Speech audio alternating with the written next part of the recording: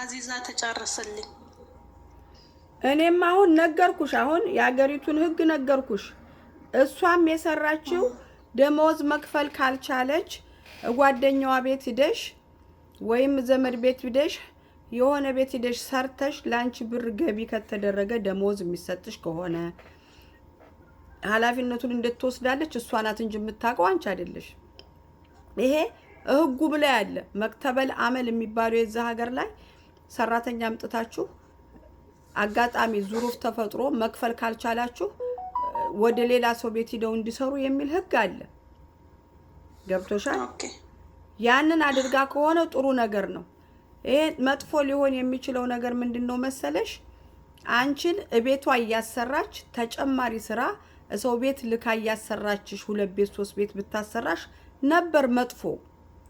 አሁን እኔ አንቺ ጋር እየታየኝ ያለው የሆነ እልክ ነገር ነው።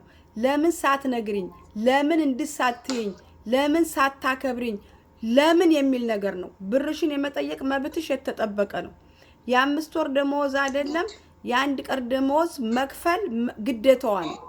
ወይ ማሳፈር ወይ መክፈል። 5 ወር አላሳፈረችሽም ብር አለሽ አፈር ድሜ ገብታ ትከፍላለች። አንድ በይ ህግ አለ። ቀሪውን ዘመንሽን ግን ሌላ ቤት አስተላልፋሽ ብትሰሪ ላንቺ ነው እንጂ የምትጠቀሚው ጉዳት አይደለም። እኔ ያልተረዳሁት ነገር ካለ ንገሪኝ አውሪ። ዝማጥቻ ማለት ነው እንትን ሚኪያጅና ጠጉር ቤት ምናምን ትሰራለች እዚህ ያለችው ሴትዮ ማለት ነው። እኔ ጠዋት ሳላ ምናምን ጥድት ብሎ ነው መቆየት ምናምን አለ። ተነስቼ 7 ሰዓት አጠዳድቼ ምናምን ቁርስ ሰራሁና መጥቼ ክላሴቶች ተነሻ ላይ ጠጉር ቤት እንሄዳለችኝ። አልሄድም አልኳት። እኔ ጠጉር ቤት ሙያ ያለሽ ተብዬ አይደለም የመጣሁት፣ እኔ ጥዳት ነው የምሰራ እዛም ቤት አልሄድም አልኳት። እችኛዋን ማለት ነው።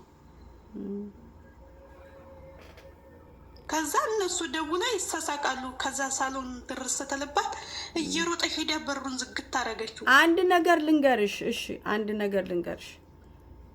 ጠሪቀት ከላሚክ ትክክል አይደለም። አነጋገርሽ ፓወሩ ትክክል አይደለም። የሆነ በኃይል ነው የምትናገሪው። እሱ ነገር ላንቺ ይጎዳሻል። ሴትዮዋ ነይዝኒድ ማለት ትችላለች።